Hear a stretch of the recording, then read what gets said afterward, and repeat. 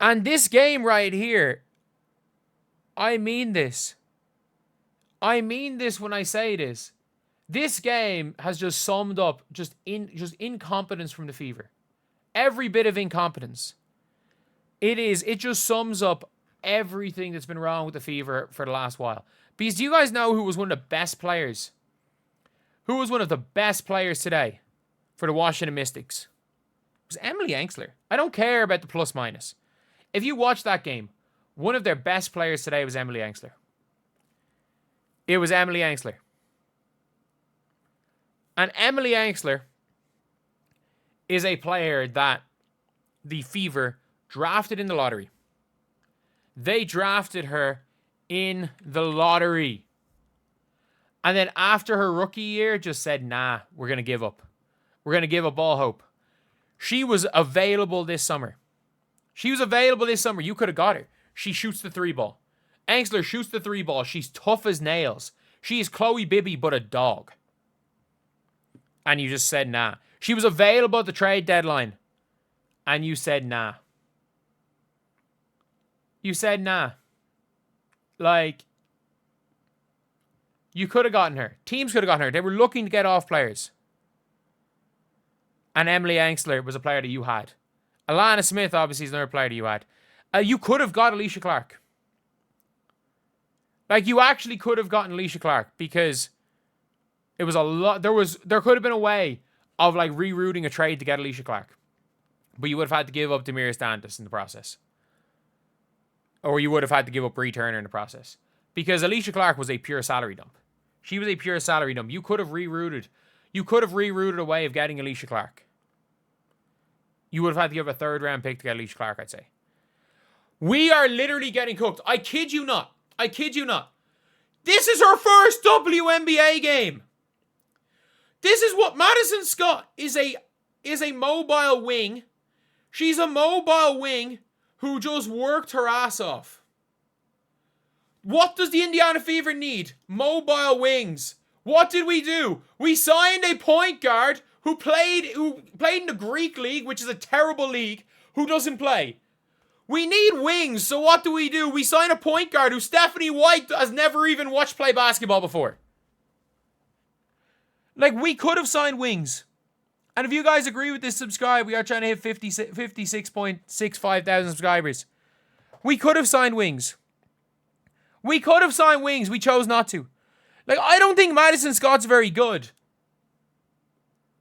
I don't think Madison Scott is very good.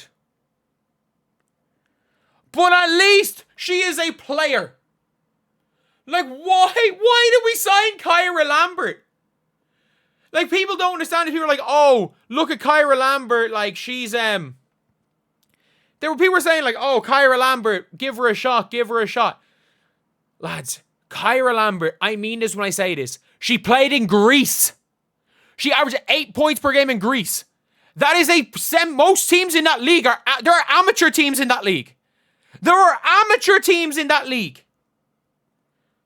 I said the same thing about Sims. Odyssey Sims averaged 17.9 points per game last year for the Dallas Wings. Kyra Lambert played in empty crowds in Olympiacos against amateurs and averaged 8 points per game. Chloe Bibby. We gave Chloe Bibby a guaranteed deal just to take her out of the rotation. I would love for Chloe Bibby to get played more, but if you didn't want to play her, why does she have a guaranteed contract? Why did you give her a guaranteed deal? Why did you sign her for the rest of the season if you're not going to play her? Like, it makes perfect sense. The Chloe Bibby signing makes perfect sense. I agree that the Chloe Bibby signing is a good signing. I agree that it was a good signing initially. I was wrong with it at the start. But ironically, now it's at the stage where I'm like, I didn't think she was going to play it. I didn't think she was going to be good. Now I'm like, dude, she's way better than I thought she was going to be. And the only positive is that the Indiana Fever could get a lottery pick, which they're going to fucking trade. We know they're going to trade the lottery pick. Like, I'm just going to say this. What washed former star do we think the Fever trade their lottery pick for?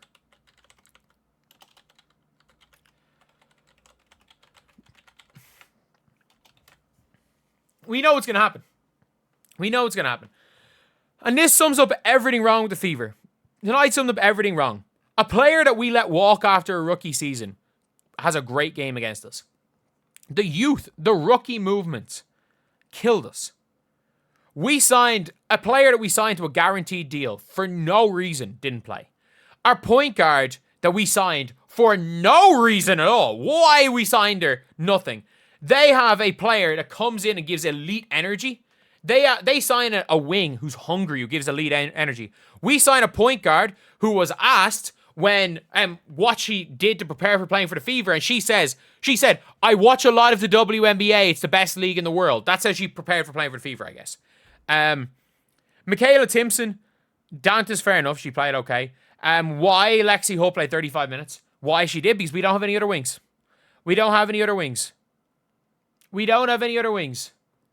It's as simple as that. We don't have any other wings. Why do we not have any other wings? Because we wasted a roster spot on a player who I can guarantee you Kyra Lambert plays 0 minutes for the Fever.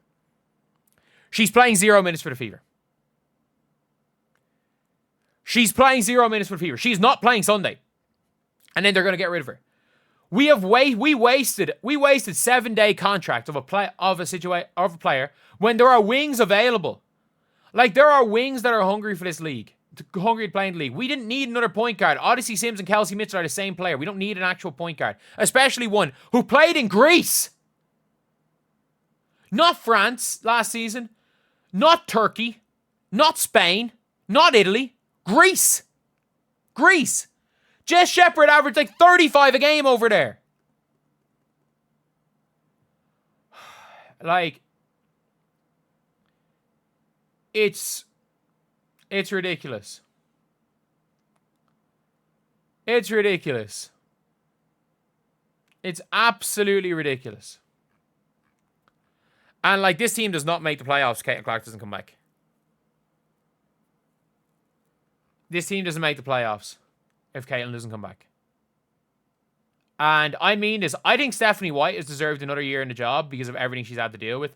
I think whoever is making basketball decisions, from Kelly Krauskopf and Amber Cox, whoever's in charge of basketball decisions, whoever's in charge of marketing, you know what? Keep your job. You're doing great. Whichever one of those two has been in charge of basketball decisions, you might be worse than Lynn Dunn. And Lynn Dunn gave Katie Lou Samuelson a max. And by the way, I'd take Katie Lou Samuelson right now. We bought her out. We basically had to replace Katie Lou with a minimum contract. I'd take Katie Lou Samuelson right now. I know she's torn ACL, but who knows? Would she have torn her ACL in training camp with us? I would take Katie Lou Samuelson. I'm not even joking. Give me Katie Lou Samuelson back, because Katie Lou Samuelson would have played minutes today. I would have taken Katie Lou Samuelson. We literally bought out Katie Lou Samuelson to sign a shot clock.